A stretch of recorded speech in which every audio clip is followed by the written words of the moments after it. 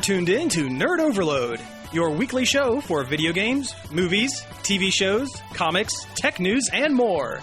Now your hosts, Cody Pennick, Samantha Cross, Sam Dunham, and Josh Harrison. Great Hera, it's time for another episode of Nerd Overload, the pop and geek culture show where we talk about all the latest pop and geek culture news. I don't say pop and geek culture enough times during this intro. No, you never say pop and geek culture enough. Never. I'm Cody. I'm Sam. And I'm Samantha. We have a great show for you this week. Thank you all for tuning in. We have a bunch of news for you. But first, let's get into some things we've been checking out. And I hope you guys have been checking things out. Oh, occasionally. I did get the new Mass Effect, but I've only done the character creation. Oh, is that the Mass Effect Andromeda? Yeah. That one? Yep. Did they fix the face? I heard they fixed the faces. Did they fix the faces? I am not in it far enough to know. Okay. Cause I literally have done the character creator, and that's it. Okay. And it proudly holds up the Mass Effect tradition of your male character looking like his head was carved out of a potato.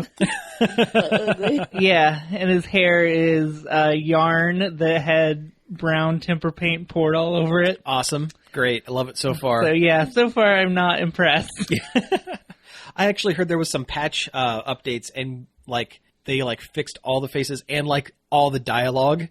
There were some of the dialogue was super, super simplistic, and they went through and re-recorded lines and stuff because it was so bad. I considered not patching it and playing it without the patch, but that would lock me out of the online stuff, so Gotcha. I went ahead and patched it.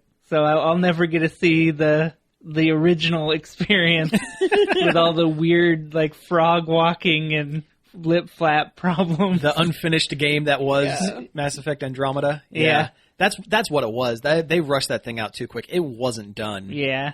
I'm afraid I'm not going to like it, from a mechanics standpoint, though. Yeah. It's going to be one of those games that has a big old open world and nothing to do in it. Kill X number of aliens. Because that's what The Last Dragon Age was, which is another BioWare game, and I just could not get into it because of it. Was that the one where you can throw other people? No, that was Dragon's Dogma. Okay, all right. Now that looked like a fun game. It's all right. But then again, I wasn't playing as Randy Johnson. and Pan the baseball boy? Yeah. Yeah. Monster Factory on YouTube is great. Did you want to talk about the ARMS test punch? Yeah. Oh, yeah. Tell me about ARMS. We both played the ARMS test punch. It's actually kind of pretty cool because it let two players local stay together. Oh, really? So you can play together. Excellent. Yeah. Very cool. But it's still, because was it called party mode? Yeah. It would just throw you in different situations, just a screen, and sometimes you'd play the volleyball game. Mm-hmm. Sometimes you play with the person you're with, sometimes not. Okay. Yeah, sometimes it's a 3-on-3, sometimes it's 2-on-2. It's like a free-for-all. Yeah. Oh, that's awesome. That's awesome. Yeah, and it just rotates who you're fighting and what you're doing, constantly, and it keeps you, on your toes, and it's fun. Cool. How does it play? Did you play with the motion controls or the sticks? We both did exclusively motion controls, because that's what it seems like it was meant to be played that way. Mm-hmm. And I feel like it'd probably be better if not, because I was probably moving my arms too much. Yeah. I think you get a little more precision if you use the regular controls. Mm-hmm. But I guess fun though. Yeah, it was a really fun game. It's a fighting game. It may be a little simple with just punching and moving and jumping. Yeah. It's pretty much all the controls. It'll be interesting to see when they get the rest of the arms. Mm-hmm. And because you only get a select few, obviously. Gotcha. Yeah, and some of the characters weren't there yet. No Twintel, no RoboCop and Dog. Now, I've heard it plays a little bit kind of like Pokken Tournament, like the arena style kind of. Yeah. I can see that. It's a little bit... the movement, I guess. Yeah. It's a little bit Power Stone-y, I thought. Oh, okay. But maybe not... You don't move as freely around. Okay. But it definitely reminds me of Power Stone. Even the art style is kind of Power Stone-y. It is, yeah. Man, I know I've said it before, but I am really glad Nintendo is continuing to make new IPs. And doing such a good job at it. Oh, yeah. These are Overwatch-level interesting characters. Mm-hmm. My favorite was Mechanica. Oh, yeah. Yeah, I played around with all of them, but did the best as her and stuck with her. Okay, cool. I like the mummy. Master Mummy. Mummy boy. Apparently the most popular was Ninjara, who I thought was kind of generic looking. Yeah. And Min Min, which was alright too. I liked her. She was the first one I tried because I like her ramen style. Mm-hmm. But I like Mechanica better. Yeah, I heard the her special, that dragon thing, is like has a really long like reload or whatever, or cooldown or whatever you call it, and that's kind of frustrating or whatever. Well, cool. Mechanica had the most wins out of all the characters too. Apparently, I think it's because she has a move that's a big hammer and it punches out, and then it takes a second to bonk the other player, and I think that second between the punch and the bonk is what throws people off. Gotcha. Okay. All right. Like, she has an advantage now, but people will get used to that and it won't work anymore. Right. Yeah, but it feels good. Like, I don't know how to describe it. It's very fluid and... Yeah, because you could even, like, curve your, your arms and stuff, and it just feels pretty natural and good, I think. It's really good motion controls. It doesn't feel, like, as floaty and... It takes a minute to get used to it because it is pretty sensitive. Mm-hmm. And you have to hold the controller different. You hold it like straight up and down. It's like they call it a thumbs up pose. Yeah, and then you use your thumb to hit the two triggers on the top of the Joy-Con. Oh, okay. Those are the only buttons you use. Oh, wow. All right. Interesting. But yeah, it's really cool, and we'll probably play it again when they do the test punch this coming weekend. Oh, is it this weekend as well? Yeah. Okay, cool. I'm probably going to miss out on that one as well. I've been keeping an eye out on it. I know it's probably going to be a game I'm going to pick up day one just because, well, it's a fighting game. I have to. Yeah. Normally, when they do beta tests like this, they run them for more than an hour. I don't know why Nintendo does that. I don't know. And I mean, you'd think they'd want to stress test their servers. Yeah. I mean, that's what the majority of it is, right? So, yeah, I think so. I don't know. It might be all marketing at this point. I don't know. Yeah, that's true. I'm surprised they didn't do one for Mario Kart. I guess, but... It's Mario Kart. It's Mario Kart. The infrastructure's already there from the other game, too. Do it for this game because it's a new IP. Try to get people used to it. And yeah. They're not like, that's weird, what is it? I mean, I'll definitely buy it day one, too. I liked it enough. Yeah, that's another thing. Like, after it was over, I was like, man, I kind of want to play that again. So do you see this as being like almost like a successor to like Wii Boxing kind of? Yeah. Like in that like party game kind of level of, you know. I think there's a lot more going on than Wii Boxing, but it does feel very similar. Okay. Like this is in the natural evolution of Wii Boxing. Gotcha. Okay. Cool. So what you're saying is ARMS for EVO 2018. Yeah. Awesome. Well, I think with the different arm switches, like different arm loadouts you can do and stuff, I think there's enough depth there for it to be a e-sport. That's what the kids are calling them these days. I don't know, I've never been all that interested in the e-sport scene. No, neither have I. Because they work these games down to like the barest of the mechanics and finding the best way to... It stops being fun. Yeah, it's not a game anymore. Like, at least not the way it's intended. Kind of game. Yeah, it turns into a completely different game that does not interest me. Like with for me with like Street Fighter and stuff, I started kind of dipping into like frame advantage and like stuff like that, and it's like I just kind of want to just play the game. Yeah, I don't. Yeah. Well, it's like those professional Smash Brothers players that do all the wave dashing and and those whiny babies that, you know, if their controllers don't work, like, because I guess there was a news article, a minor one a couple weeks ago where this huge Smash player rage quit a tournament because his special controller didn't work because 1 out of every 100 of these GameCube controllers were had a defect in them that made like wave dashing, you know, easier. And because his special snowflake of a controller wasn't working and he was going to have to use like the tournament like provided controllers, he just up and like quit because he's a giant baby. Wow. Yeah.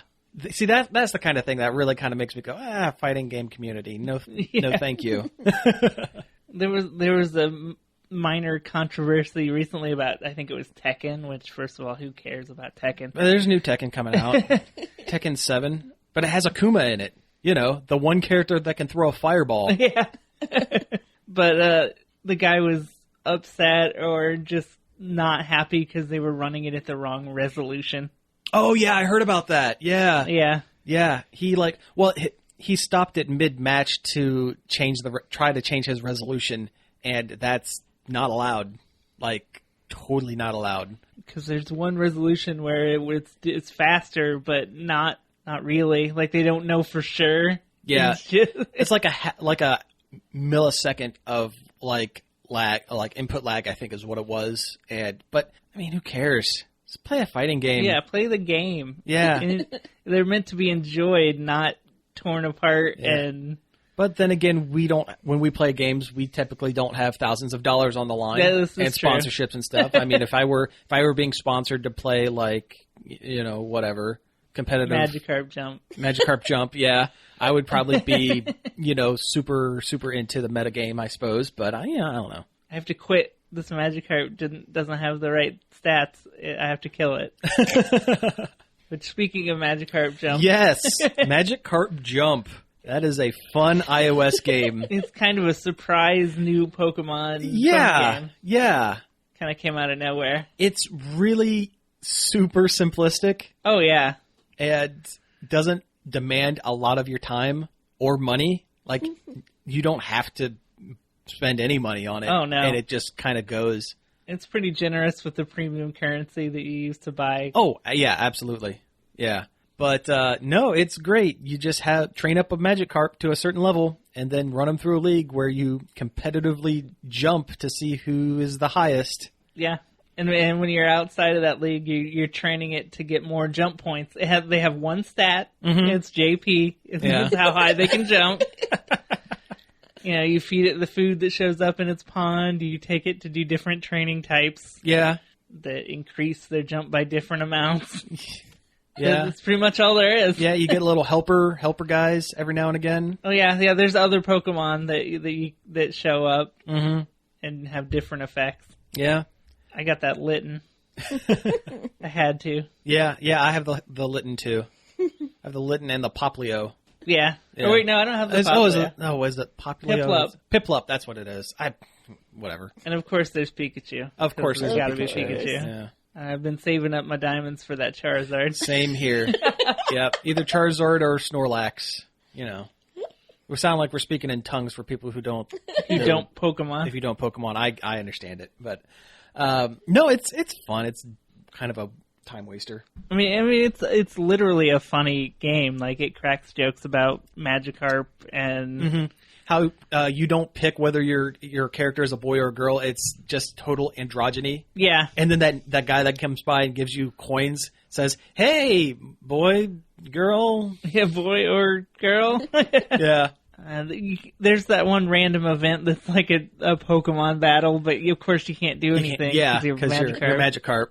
Yep. Splash attack. That's what it does. I love how if you tap on your Magikarp too much, its Everstone breaks, and the next time you level it up, it turns into a Gyarados. Yeah, which normally would be a great and amazing thing in regular Pokemon. And in this one, it's like, nope, sorry, you're disqualified. Fish up your next one, start over. Yeah, it can be brutal, too, because it will kill your Magikarp. Things will happen, and it will die, and you will have to get a brand new one, start over. Oh, yeah. Pidgeotos come out of the sky and, like, will eat your fish. Yeah. There's one in one of the random events you can get eaten by. If you make it jump out of the pond enough times, the Pidgeotto will come down, take it away. Yeah. Which, I mean, if you're a really ruthless breeder, if you get one you don't like, you can just make it jump a bunch of times till it gets eaten. So how many leagues have you gone through? Just the first one. I'm still in the heavy league. I see. I'm to the final. I can get all the way up to the final one of the heavy league, and then I keep losing. I'm getting there. I'm not too far behind you. Gotcha. And you should play it, Samantha. I might. You're making it sound good. Yeah. It doesn't require a lot of you. It's good to just like open your phone and do a couple of training things with it and then put it away. That's really been the boon of a lot of these Nintendo and Nintendo adjacent iOS games that have been released. Like, you don't have to put a lot of time and effort into it. Well, like Fire Emblem. Like, you can play that with one hand. Yeah. Well, they want you to put the time and effort into their real games. Well, yeah. And same thing with Mario Run, for the most part. Which I wish they would make more stuff for. Yeah. Because it's such a good, well-designed game, but there's only... Like 10 levels? 10, yeah. Yeah. And the Toad Rally is fun, but there's only like 6 of those. Mm-hmm. It just needs an update. That's all I'm saying. Yeah. Well, I'm sure they will. I'm sure probably around Mario Odyssey. Yeah. They'll update something. And the whole kingdom building thing needs to be integrated into the gameplay somehow. Yeah. Because as it is right now, it's worthless. Yeah. That's what I noticed when I played it too. Okay, so I haven't done a whole lot. I'm almost through all of the new Mystery Science Theater. I'm a couple episodes away. It's not really binge watchable because they're movies. They're movies. They're full hour-and-a-half movies. Yeah, it takes some time. But I've still been really enjoying it. I got through both of the Magic, was it? Wizards of the Lost Continent? Yeah, that's what it is. Neither movie have anything to do with each other except the name and that there is a magic kid in it. It's Harry Potter. It's pre-Harry Potter. Yeah. And the second one has David Carradine as a bartender, it's David Carradine, so he's a drunk bartender that fights people. It sucks. Yeah. The only thing I'm a little tiny bit bummed out about, and this is totally a personal thing that will not affect anyone else. I was a backer. One of the backer rewards is your name gets put onto one of the episodes of the show. My name shows up in the credits of possibly the worst overall episode of Mystery Science Theater in the entire run, and that is Carnival Magic, where it's just a bunch of carnies and a kind of talking chimpanzee. Like, it's not, there's funny bad movie, and then there's just bad. Like, the movie is so terrible, the riffs don't hit all that often because it's just so not great. And that's the one my name's attached to, so... That's okay, I got the Time Travelers, and that one's not that great either. Yeah, that one's a little slow. Although, did you notice that the doofy guy from Time Travelers shows up in Avalanche? No. Yeah, he's like the old lady's like aide. Oh. Yeah. That was a good one. Avalanche was a good one. Yeah, that one was pretty good. Yeah. When that avalanche hits, the riffs start hitting really well. Yes, absolutely. Yeah. My favorite one still so far is Star Crash. Star Crash. Oh my God, Star Crash. That southern robot. Oh yeah. Oh, no. Well, that's one of the ones that they played down at Bad Movie Night. Just, one night down in Columbus. And yeah. God, Hasselhoff is a terrible actor. Yeah. Oh, yeah. Just the worst. Oh, speaking of Studio 35, I actually had another thing. I just thought of a thing I checked out. I went down to the first episode of the last season of Fritz the Night Owl last Friday. Ooh. And it was first time I'd been down there. I'd been wanting to go down to check out It always sells Fritz. out. Didn't sell out this time, but it was pretty packed. Pretty good turnout. They played Willy Wonka in the Chocolate Factory. And it was really impressive how they did it. Like, they just played the movie, like normal, but they would have like commercial breaks. And during the commercial breaks, they would do like a still store of like a background from the movie, and they would superimpose Fritz's head into it, and Fritz would like tell like trivia about the movie and stuff. And then they would play a couple commercials pertaining to the movie. In this case, it was old Willy Wonka candy commercials and stuff. And then the movie would start back up. And there was one in particular that was, it's impressive how they did it. In Willy Wonka, the tunnel, right? Oh, where yeah. they have the flashing lights. That's my favorite part. Oh, yeah, it's great. Well, one of the commercial breaks was they were in the tunnel, and they put Fritz's head where Willy Wonka was at the beginning of the boat, and they were able to match the flashing colored lights on his head. Oh, wow. So it looked like he was just like to like perfection. They were able to get it in there, and it was great. The only downside I have to say about Fritz the Night Owl is I didn't realize how long it was going to be.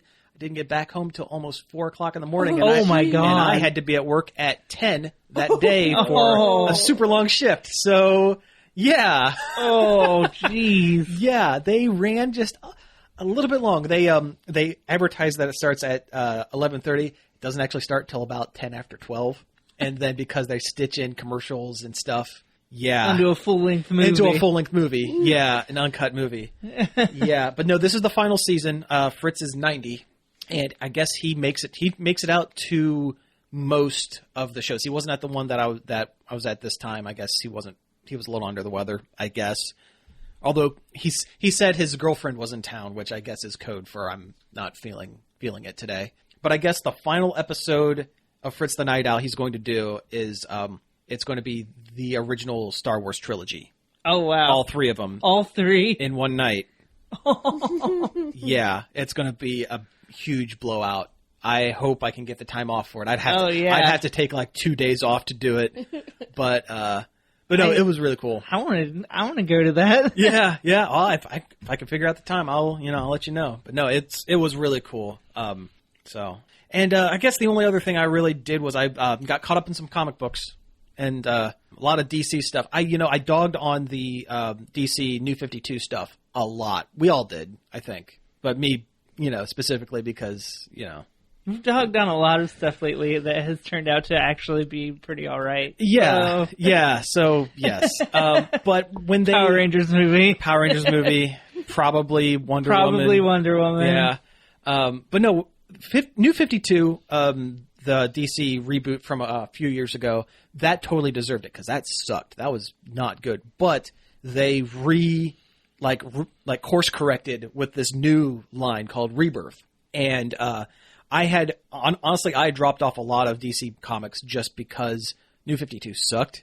and I didn't want to spend my money on them anymore.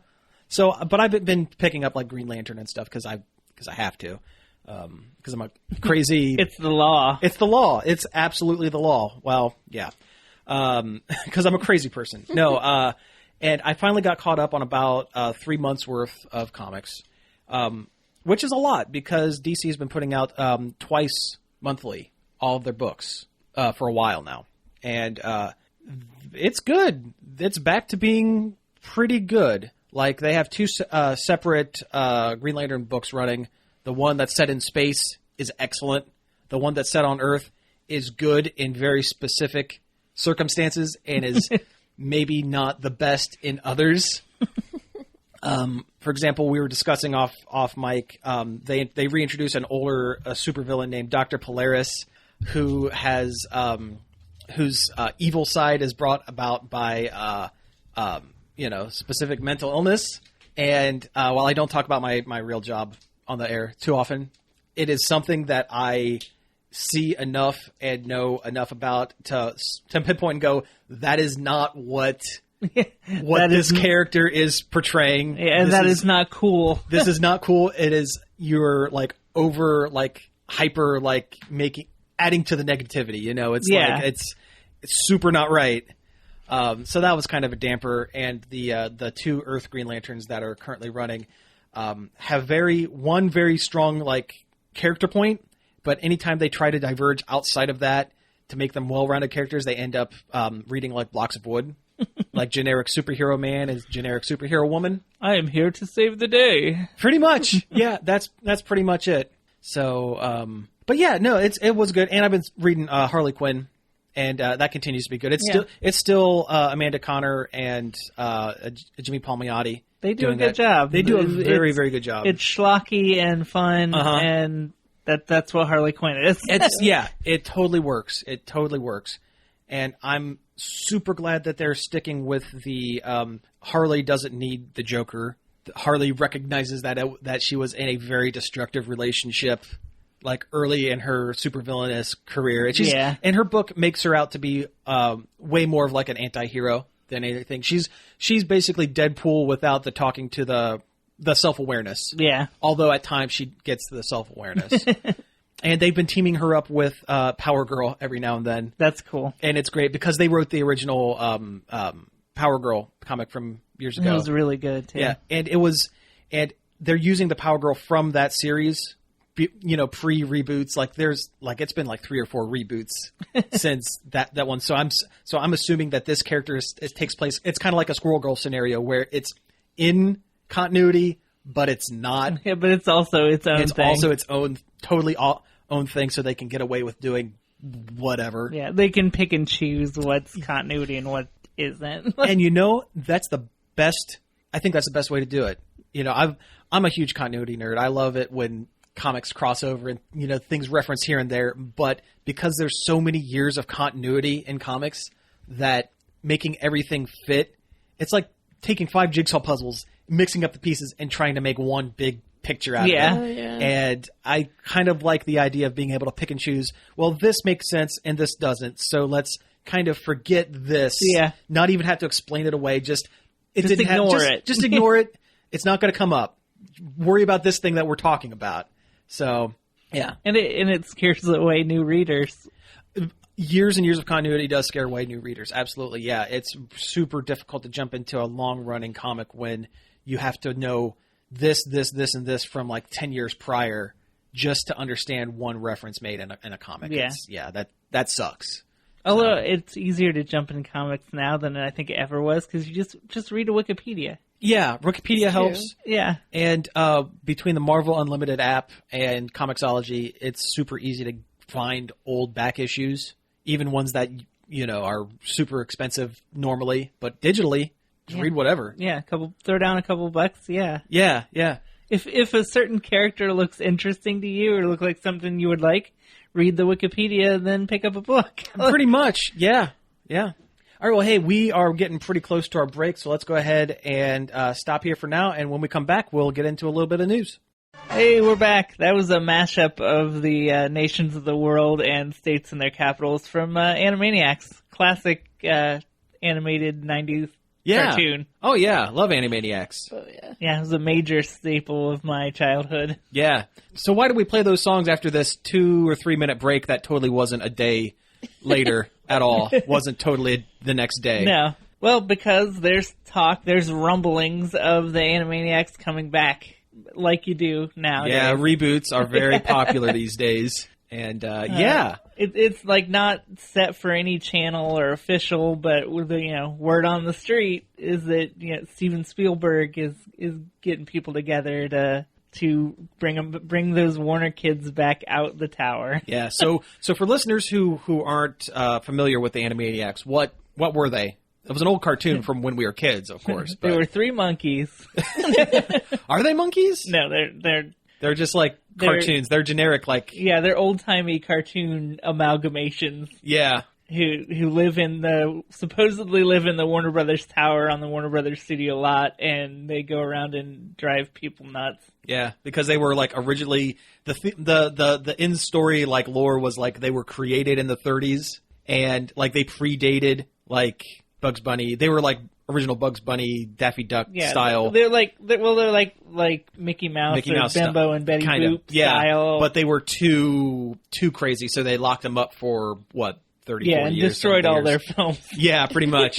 And then they just got out in the 90s and started, going nuts. They had baloney in their slacks.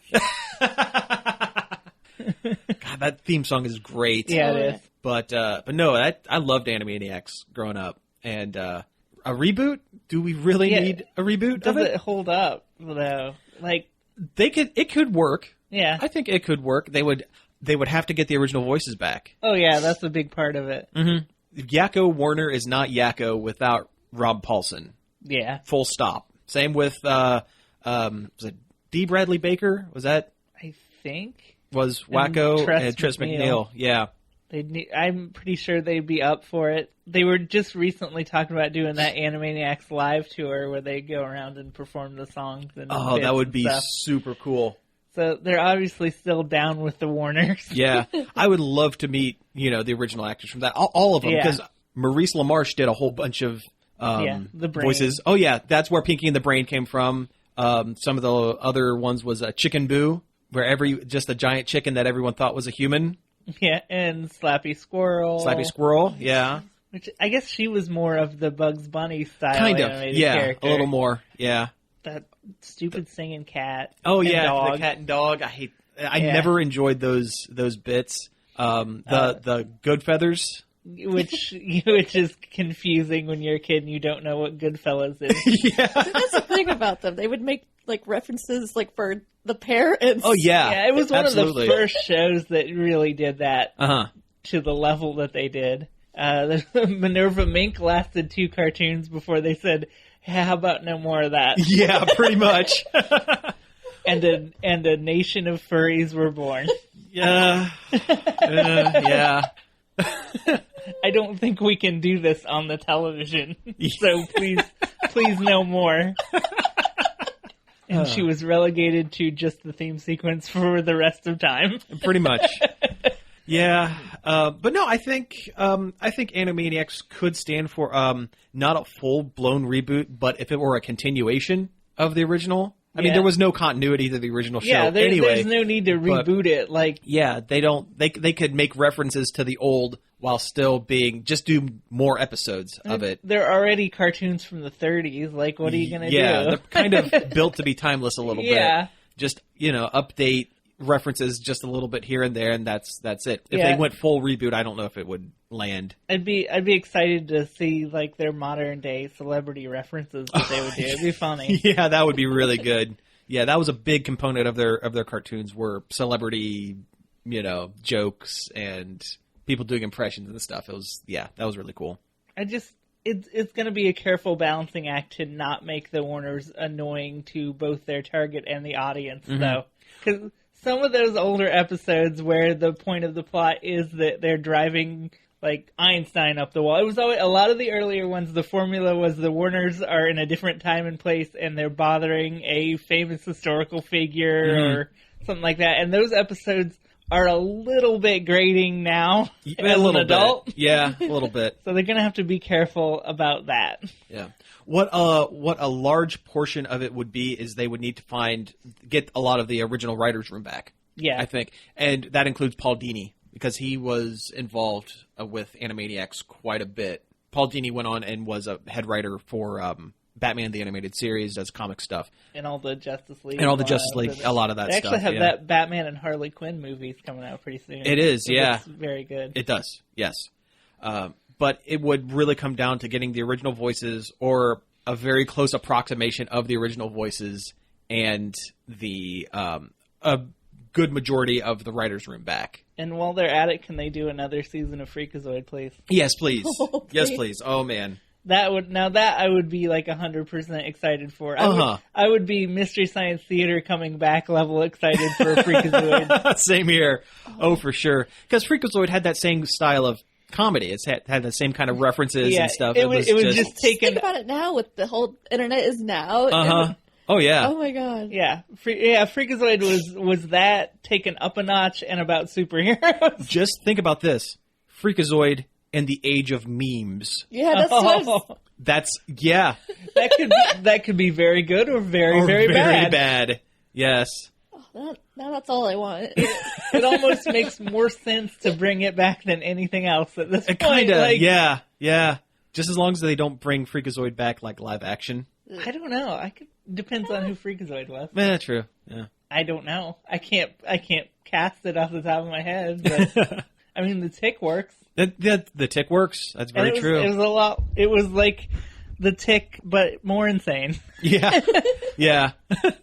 I go, hey, speaking of reboots and things coming back, there was a final trailer dropped for the Sonic Mania video game, and we sat here and watched it here before recording, and I don't know, it looks good. The trailer is wonderful. Yeah. It's just like really well animated and really captures the classic Sonic look. Like, you should watch it. Yeah. You listening should watch it. I agree. It's very nice. It makes the game look good. I hope there's as much love in the game as there is in this trailer. Yeah, the game itself looks like old Sonic. It looks good.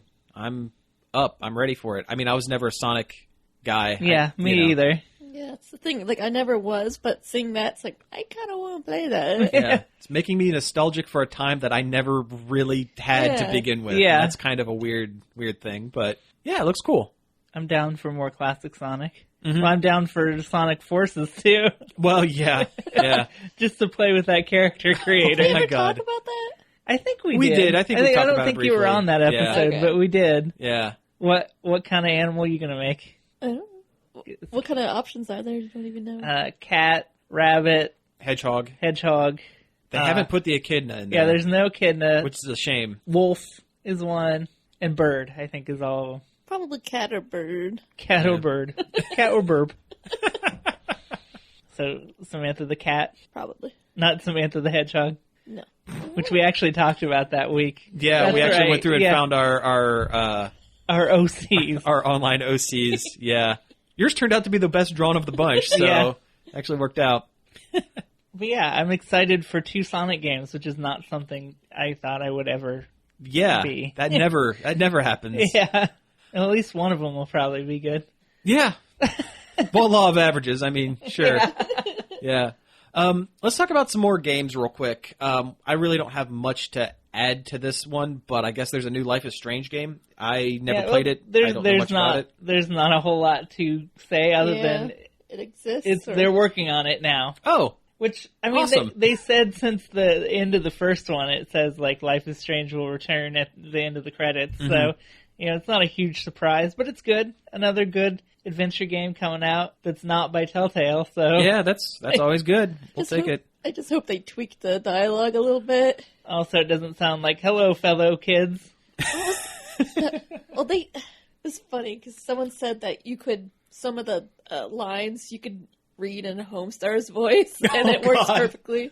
And someone recorded them in their Homestar impression. It was so funny. Oh, Yeah. that's great. What was it? It's like, look at that tasty plasma. Yeah, maybe we could watch Final Final Fantasy, Fantasy, The Spirits Within. Like, that is an actual line of dialogue. Oh, no. Oh, that's great. If you can look past the goofy dialogue, which really isn't hard, it's a fantastic It's a game. good story. Yeah. I don't know where they're going with it. Be like With the way that the first one ends, it's kind of hard to... it's gonna be new characters or I don't, because it ends with a very binary choice that goes 2 ways.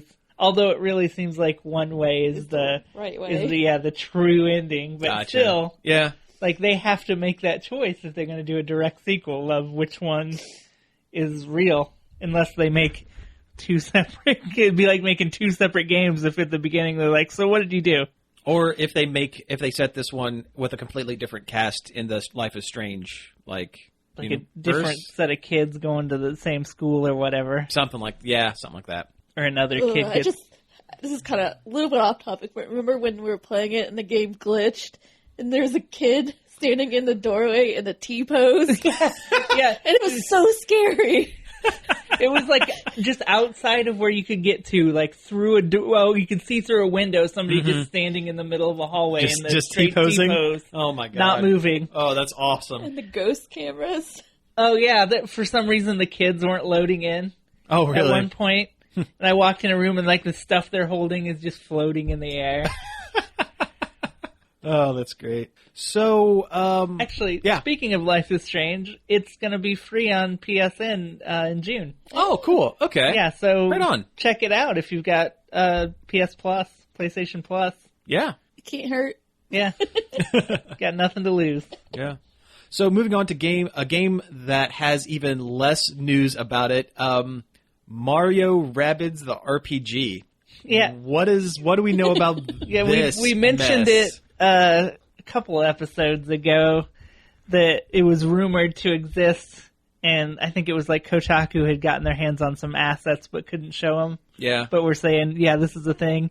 Now we have like a full 4 slides from a presentation Yeah. from Ubisoft, so it's a real thing. Mario's going to meet the Rabbids in a turn-based RPG where everyone has laser arm cannons. Yeah.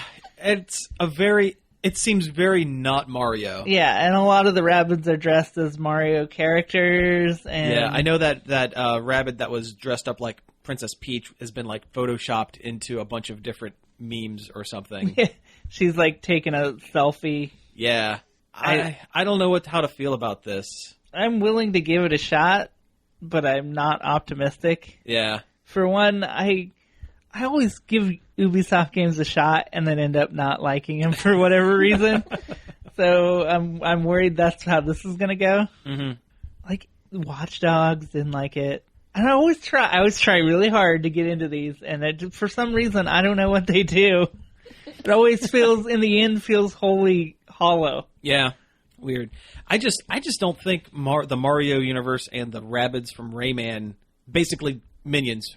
Yeah, they're basically minions. Yeah, they're just white rabbit minions. Before they actually came before the minions. They came before the minions, but I think their personalities have been tweaked a little more to be in line with the minions a little bit in recent years. They're just rude, mischievous, weird-looking rabbits, and they kind of don't fit with the wholesome gee-whiz Mario universe. Yeah, you know? It's like the most rude characters in the Mario universe are Wario and Waluigi. You know, everybody's favorite, Wario and Waluigi. But these Rabbids are, by default, slightly more extreme. They're obnoxious. And Wario and Waluigi are not obnoxious. Yeah. They're just rude. And gross. Mm-hmm. They don't mesh with Mario. They don't. I don't know. I'll have to see. Yeah, it looks bad, but I'm willing to give it a shot, and I'm also tired of saying things that are going to be bad on the show and then having them not be that bad. Yeah. Speaking of which, over our 15-minute break, I managed to play about an hour and a half of Mass Effect. And I really like it. You like it so far? Yeah, after I've trashed it, and I think it's pretty good so far. Good. I'm not in the actual loop, main gameplay loop yet, but the opening has been really strong. Oh, that's good. That's good. That patch must have done wonders for it. Apparently. Yeah, because I've watched Let's Plays of like that first like mission or whatever, and like it was the worst glitches I've seen are just like occasionally something will pop in and not be in its animation yet, and it takes a second to get there. Gotcha. But nothing horrid. Okay, so yeah, they must have really worked on it. But speaking of things we've said were bad in the past and turned out looking like they're going to be actually pretty good, Wonder Woman. Yeah, we haven't had a chance to watch it yet, but by the time this airs, we all will have. Because it comes out this weekend. We record this a little bit early. Yeah. So expect a full review probably next week. But early reviews have come back really positive. Yeah, its Rotten Tomatoes score is phenomenal. High 90s right now. 94 as we record. That's excellent. I've never been so happy to be wrong. Yeah. It's the highest rating of all of the Marvel and DC superhero movies. That's great. If any superhero movie needed to be great, this was it, and it did it. It just needed to be okay. Yeah. It just had to be passable. That's all it had to be. And it's exceeding expectations, and that's really great. I hope it makes just a buttload of cash. Yeah, so we get more strong female-led superhero movies and action movies. We sorely need it. It's kind of something that the landscape has been craving. And on the same lines of that, the Alamo Drafthouse, very, very famous, large theater chain. Known for being, pretty cool. Pretty cool. Yeah, and they also have their video line where they released Miami Connection. That's an Alamo Drafthouse release, which is a great movie. Anyway, because of the Wonder Woman, they were doing one It's turned into two. Well, I was going to get to that. Okay. But they were going to do one a women only screening of Wonder Woman, which is great. I think that's super awesome. And of course, because we're in that age, a bunch of whiny baby men on the internet complained about it, and Alamo Drafthouse had probably the best reaction to it. They said, "Oh, we're sorry you feel that way. Here's another all women screening of Wonder Woman." That's a great story. I love it. Somebody was like, "Are you going to do an all clowns showing of it?" And they're like, "Maybe that's kind of a good idea. That's kind of rad." Yeah. Well, Cody, you made the joke. Why don't they do an all men showing of Boss Baby? Yeah. They're just like, it's not. Feminism's about equality. This isn't equality. It's two showings of a movie. Come on, for charity. Yeah, just cool it. Just cool it, everybody. There's just some men who are so used to getting everything and having everything aimed at them that when one seemingly inconsequential thing like a woman's only showing of a movie about a strong woman comes out, it's the end of the world, and they're very upset. It's funny to see the reactions, but it also really pisses me off. Yeah. Not the women only. Let me make that clear. Not the women only screening. The fact that some men feel so entitled that that and their egos are so fragile that one women only screening would totally wreck their stuff. Their day. Yeah. Well, I wasn't going to say stuff there for a second, but you know what I mean. It's a problem with the nerd community as a whole is the inability to say, this is not for me. Yeah, agreed. This isn't even about gender thing. It's just as a whole, the whole thing, it's okay for some things to be not for you. Yeah, exactly. I mean... There are a lot of different kinds of people in this world who enjoy different things, so not everything has to be specifically for you. Yeah, and it's always been frustrating because I'd like to think that I've tried to keep that in mind. I don't know. It just yeah, you know what I mean? I've always been kind of like, okay, things aren't for me. Yeah. That's cool. I don't like this. Some people do. That's cool. Good for them. Yeah, exactly. Exactly. So I don't know. But good on Alamo Drafthouse. Yeah. Like, I think it's great. That goes down to us complaining about Batman v Superman. Maybe it's not for us. Well, no, because it's so bad on a structural, like... Yeah. Well, I've said many times I'd go into any kind of form of media with an open mind no matter what. And Batman v Superman is an objectively bad film. Yeah. Story points and I mean the visuals are good. It's visuals are fine, but when you have a almost 3-hour long movie and there's 2 hours of nothing happening in it, that's kind of a big flaw. It doesn't matter. I mean, it could be the live action Freakazoid movie featuring the Animaniacs, and like make it a like Who Framed Roger Rabbit with animated Animaniacs and live action. Whatever. Oh, man, that sounds really good. That sounds really good. But if they did a 3-hour movie of it, directed by Zack Snyder, and in two hours of the 3... Are the Animaniacs ruminating about the God on Earth? Yeah. That is Freakazoid.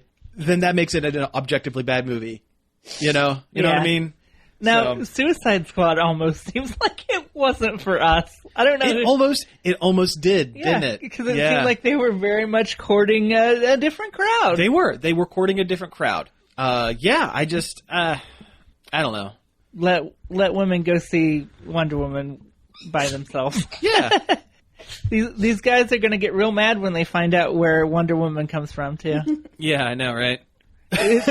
She comes from a kind of Alamo Drafthouse with only women in it. Yeah.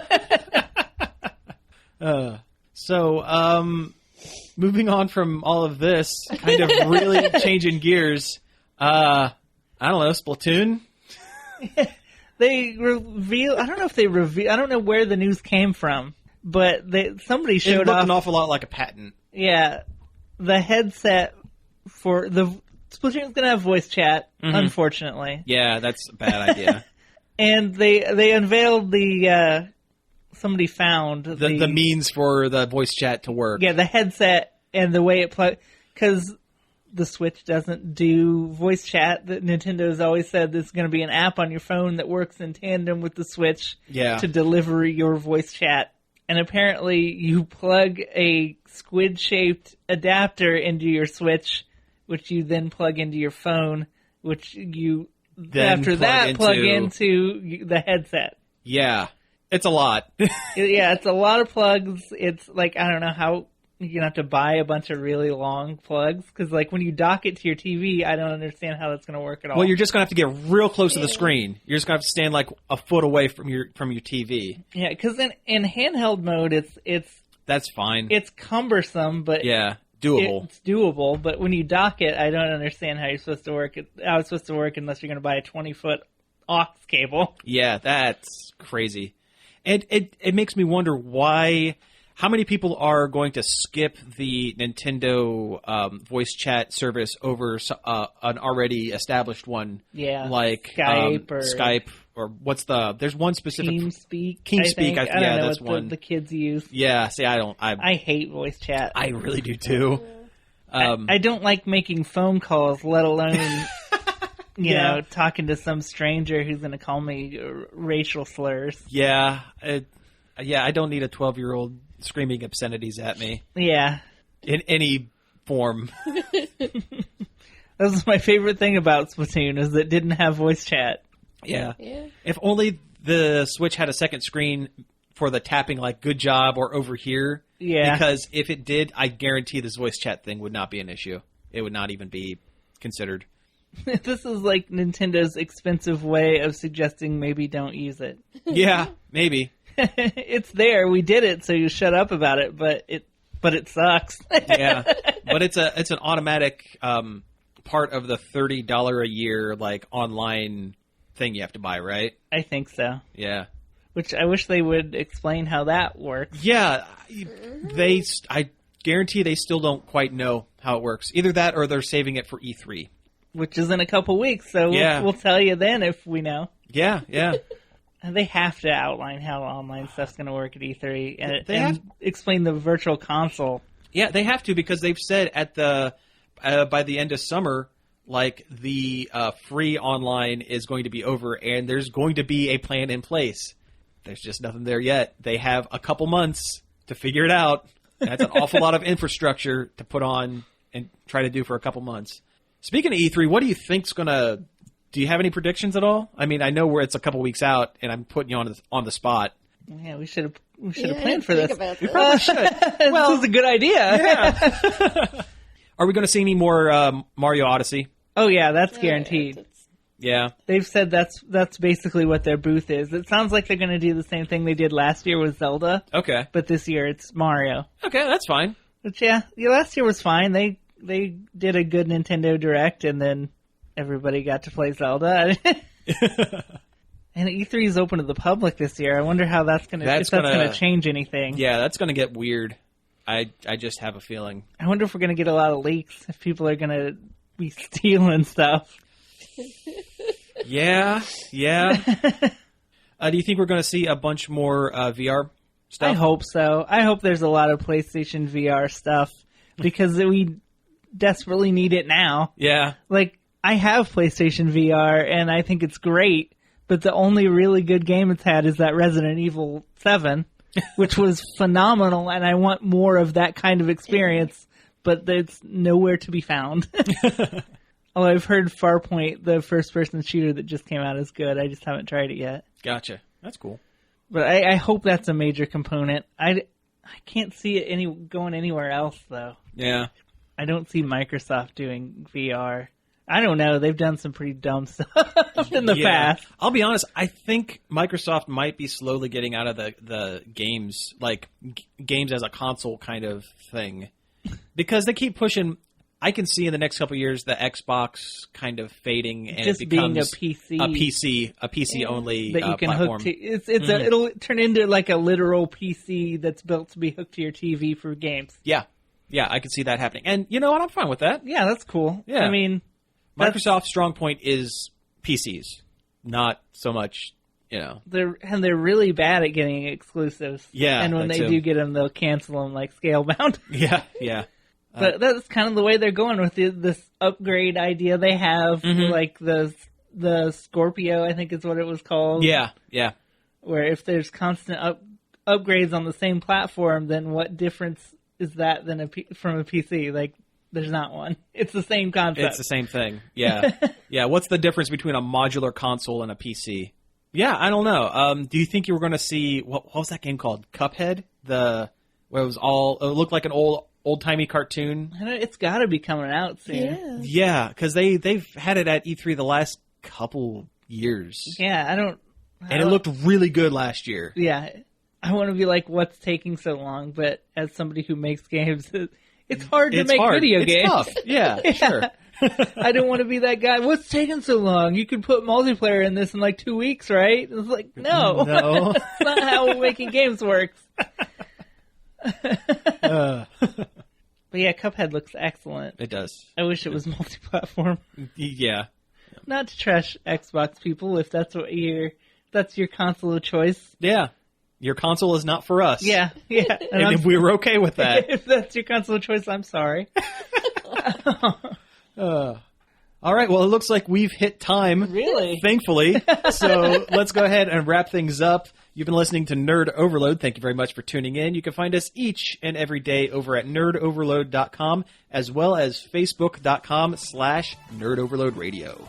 You can email us at staff@nerdoverload.com. You can tweet at us at nerd_overload and follow our YouTube channel and our Twitch channel.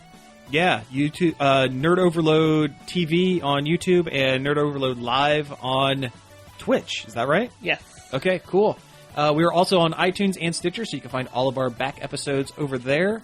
And again, thank you all for tuning in, and we will be back next week. Peace out.